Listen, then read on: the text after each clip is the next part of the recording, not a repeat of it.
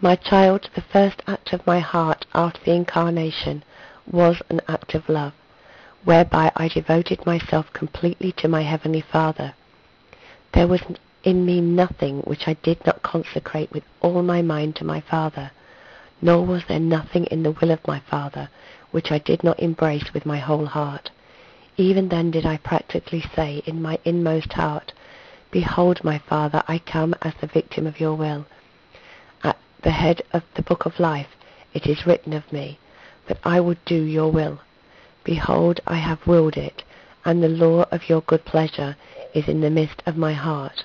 At the first moment of my life, my Father placed before me all the toils and hardships, all the humiliations and sorrows, all I was to do and to suffer, even to the last breath of my life.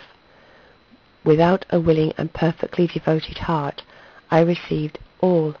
With a willing and perfectly devoted heart, I received all, and each of them, according to my Father's good pleasure. And this inward disposition of my heart I cherished every moment of my life.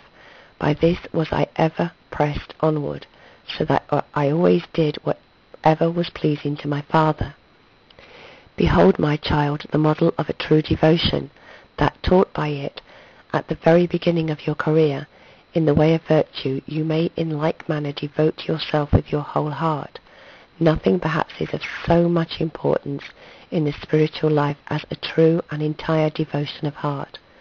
For a heart that is not altogether devoted to me proves that it lacks perfect purity. If you deal with me in a sparing manner, I will also deal with you sparingly. But if you are generous toward me, I will in return be generous toward you, and I will always excel you in generosity. If with a liberal heart you devote yourself and all you have to me, so as to embrace effectively my good pleasure in all things, I myself will lead you safely and happily through whatever may befall you. I will even in some manner be obliged to save you. This perfect self-devotedness has always been the beginning of holiness in all my elect. Those noble and generous souls deemed the greatest sacrifices of life as nothing, so that they can consecrated and wholly devoted to me whatsoever they possessed, whatsoever they were.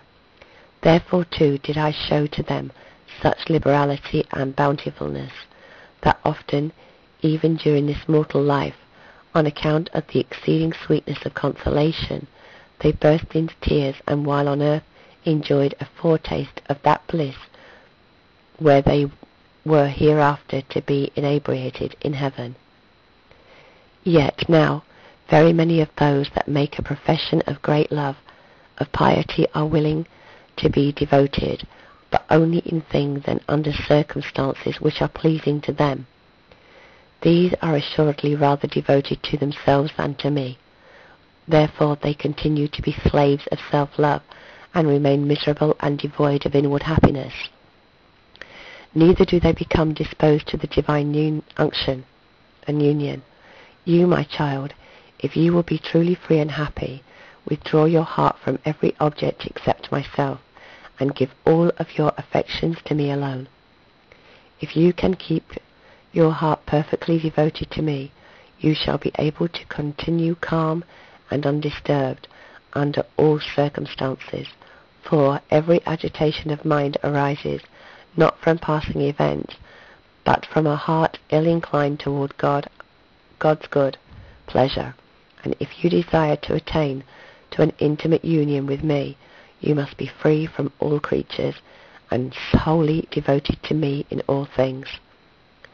My child, let not your devotion be like that of many others, which is wholly exterior, satisfied with outward things alone, and therefore merely a resemblance of devotion, not devotion itself. Let your devotion be truly interior, which has its principle in a heart so disposed that with the divine grace you are ready to resign yourself unconditionally to all my wishes, and to sacrifice all you have to serve me. Your devotion, however, must pass over to outward things, since you are a man and not an angel, and As you possess a body and a soul, both my gifts, you must with both honour me and sanctify yourself. But let the things which are outwardly seen in you overflow, as it were, from the abundance of the heart. Thus shall your devotion will be solid, and you shall be a true follower of my heart. This devotion, my child, is the effect of supernatural grace, which, enlightening the intellect and moving the will, makes the person ready to comply willingly with everything that belongs to the service of God. To this devotion you shall never attain by any natural means, because it is supernatural, and is practiced by supernatural assistance. Unless, therefore, you are aided by divine grace, you shall labour in vain, even should you declare yourself devoted to me and appear so in your own estimation. Pray, then, that you may receive plentiful grace and obtain the spirit of devotion. You shall obtain it if you pray well. All things are promised to prayer. With the aid of grace and the cooperation of your own endeavours, true devotion, which to many, guided by self-love, is known by name only, or appears a burden, shall be easy and sweet to you. Whether you have sensible consolation or not, you will continue in peace and with fruit, to transact your affairs, to fulfill your duties, and to be faithful in your spiritual practices.